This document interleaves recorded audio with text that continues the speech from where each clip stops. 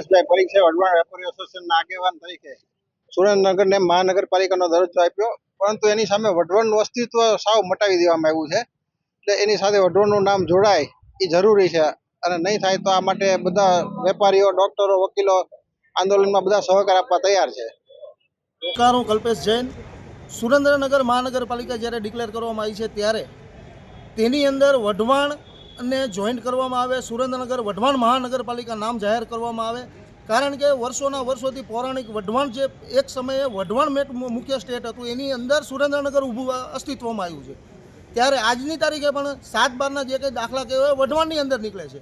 સરકારી કામકાજનું મેઇન જે કામકાજ 7/12ના દાખલાનું એનું બધું વઢવાણની અંદર રહે છે. પ્રભુ મહાવીર સ્વામીના પગલાં ત્યાં ઐતિહાસિક આવેલા છે. એટલે વઢવાણવાસીઓની નમ્ર વિનંતી છે કે ભાઈ તુરંત અને સુરેન્દ્રનગર વઢવાણ મહાનગરપાલિકા નામ જાહેર કરવામાં આવે. મારું નામ સતીશ ગમારા, વઢવાણ સુરેન્દ્રનગર.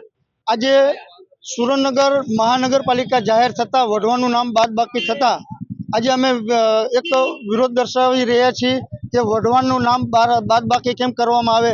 કેમ કે અમારી માંગ એ છે કે વઢવાણ સુરેન્દ્રનગર મહાનગરપાલિકા જાહેર કરો, અને જો જાહેર નહીં કરવામાં આવે તો આવનાર દિવસોમાં વઢવાણ બંધ પાડશું અને ઉગ્ર આંદોલન પણ કરશું, અને વઢવાણની જનતાને સાથે રાખી અને ગુજરાત લેવલે પણ અમે આંદોલન લઈ જશું.